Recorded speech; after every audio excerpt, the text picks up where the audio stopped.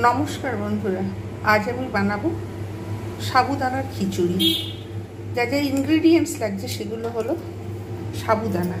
এখানে আমি কিন্তু 2-3 ঘন্টা পুরো ভিজিয়ে এর উপর যে পাউডারগুলো ছিল সেগুলো আমি কিন্তু ভালো করে ধুয়ে রেখে দিয়েছি, পরিষ্কার করে একদম পুরো। পরিমাণ মতো নিয়েছি।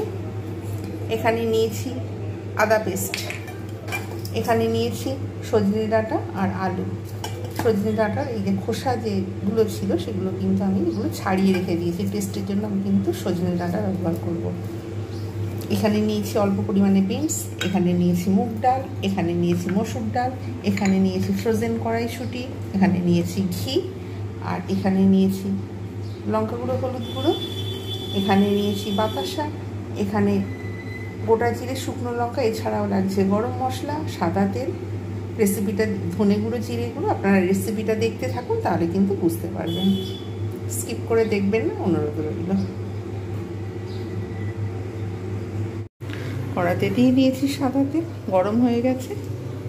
শুকনো লঙ্কা, গোটা জিরেটা আমি কিন্তু এর মধ্যে দিয়ে দিলাম।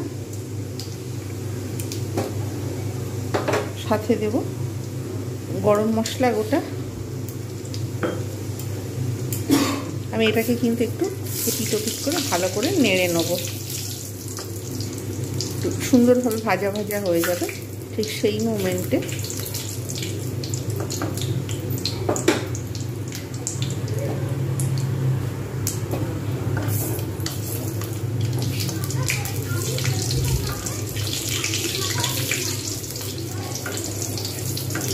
এইবার আমি বিন কড়াইটা দিয়ে দেবো এর মধ্যে।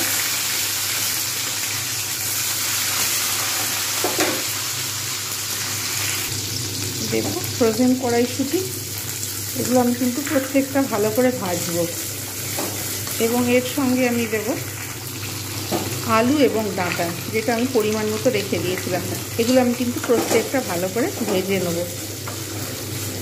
বেশ কিছুক্ষণ ধরে আমি কিন্তু এগুলো ভাজবো।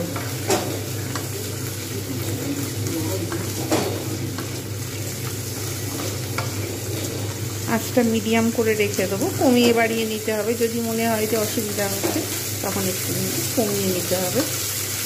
এভাবে আমি কিন্তু সবগুলো ভালো করে নাড়বো।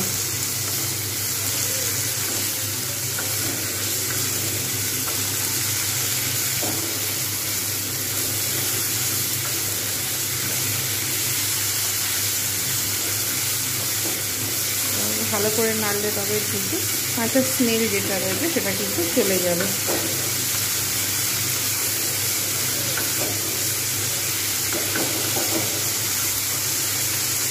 বেশ কিছুক্ষণ নাড়া হয়ে গেছে। এইবার আমি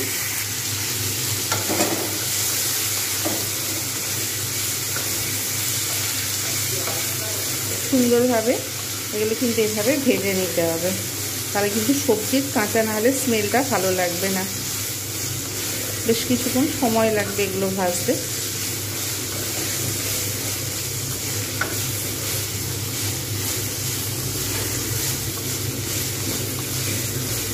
এবার আমি এতে দিয়ে দেবো ডাল,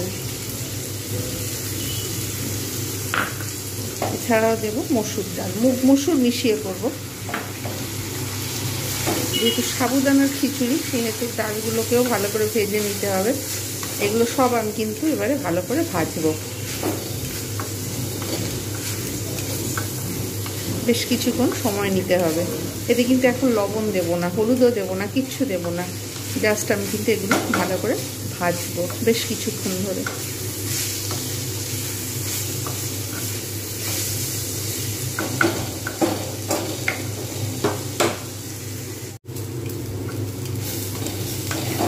সুন্দরভাবে দেখা যাচ্ছে ভাজা হয়ে গেছে, কাঁচা গন্ধও চলে গেছে, একটা সুন্দর স্মেল আসতে শুরু করেছে অলরেডি।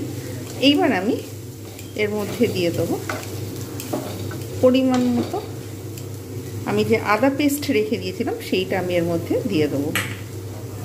আবার ফের এটা কিন্তু এর থেকে ভালোভাবে নাড়িয়ে নেবো এপিট ওপিট করে, যাতে আদাটাও এর সঙ্গে ভাজা হয়ে যায়। এখন কিন্তু যেহেতু রোস্ট করা ধনে জিরে গুঁড়ো, ওতে তেজপাতা, গরম মশলা সবই রয়েছে, তবু আমি গোটা গরম মশলা ফোড়ন দিয়েছিলাম টেস্টের জন্য। আমি ওটা কিন্তু এখন ব্যবহার করব না। যদি কাঁচা অবস্থায় যদি আমি ওটা যদি রাখতাম তাহলে কিন্তু ওটা ব্যবহার করতে পারতাম, কিন্তু রোস্ট করাই রয়েছে ঘরোয়া মশলা যেহেতু, ওটা আর এক্সট্রা ভাজার দরকার নেই। এরকমভাবে বেশ কিছুক্ষণ নেড়ে নিয়েছি। এইবার আমি এর মধ্যে দিয়ে দেবো পরিমাণ মতো জল। লবণ হলুদ এখন দেবো না, এটা কিন্তু এমনিতেই সিদ্ধ হবে। এরকমভাবে কিন্তু আমি বেশ কিছুক্ষণ ঢাকনা দিয়ে রেখে দেবো। প্রয়োজনে জল বাড়াতে হবে, দেখুন এইভাবে ঢাকনা দিয়ে রেখে দেবো।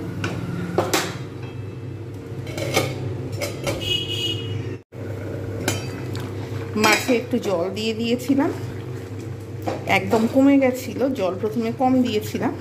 এবারে দেখো এগুলো আলু তো সিদ্ধ হয়ে গেছে, ডালও দেখা যাচ্ছে সিদ্ধ হয়ে গেছে।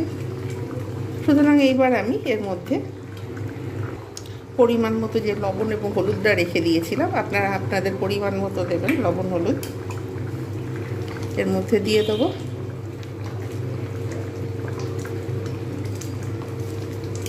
যতক্ষণ পর্যন্ত ডাল এবং অন্যান্য সবজি না সিদ্ধ হচ্ছে ততক্ষণ পর্যন্ত কিন্তু লবণ হলুদ দেওয়া যাবে না। এইবার দেব রোস্টেড ধনে জিরে তেজপাতা সব রকমের মধ্যে গুঁড়োর যেটা তৈরি করে রেখেছিলাম হোমমেড, সেটা দিয়ে দেবো। বাতাসা দুখানা দিয়ে দেবো টেস্টের জন্য।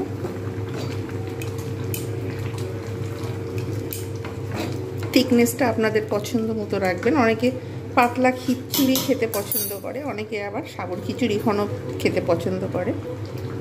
আর একটু রেখে দিলেও তো গাঢ় হয়ে যাবে। এইবার আমি দিয়ে দেবো এর মধ্যে সাবু যেটা রেখে দিয়েছিলাম, একদম ছোট দানার সাবু। আপনার ইচ্ছা করলে বড় দানার সাবুও ব্যবহার করতে পারেন। আমার কাছে যেহেতু ছোট দানার সাবু ছিল আমি তাই ছোট দানার সাবু ব্যবহার করেছি। এবার এটাকে বেশ কিছুক্ষণ ফুটিয়ে নেবো। ছোটো দানা যেহেতু এটা বেশিক্ষণ সময় লাগে না, খুব ইজিলি হয়ে যায়। নাড়তেও হবে একটু, কেননা না হলে সাবু যেহেতু তলায় ধরে যাওয়ার সম্ভাবনা থাকে। একটু ফুটে উঠবে, একটু নেড়ে নেবো, ব্যাস তারপর আমি সার্ভ করে দেখাবো কীরকম হয়েছে। এতে আবার একটু ঘিও দিতে হবে। অলরেডি ফুটতে শুরু করে দিয়েছে, ব্যাস একদম পুরো গাঢ় হয়ে গেছে। এইবার আমি এর মধ্যে দিয়ে দেবো অল্প পরিমাণে ঘি, বেশি লাগবে না, জাস্ট টেস্টের জন্য আমি অল্প পরিমাণে একটু ঘি দিয়ে দেবো। গ্যাসের ফ্লেম বন্ধ করে দেবো, তারপর সার্ভ করে দেখাচ্ছি কীরকম হয়েছে সাবুদানার খিচুড়ি। গ্যাসের ফ্লেম কিন্তু বন্ধ করে দিয়েছি। আপনারা যদি মনে করেন যে একটু গাঢ় খাবেন তাহলে কিন্তু গাঢ় রেখে দিতে পারেন। একটু শুকনো শুকনো আর একটুখানি ফুটিয়ে নেবে, কিংবা ঠিক সময় মতো কিন্তু সাবু দিতে হবে। অতিরিক্ত আগে দিলে কিন্তু গলে যাওয়ার সম্ভাবনা থাকবে। তৈরি হয়ে গেল সাবুদানার খিচুড়ি।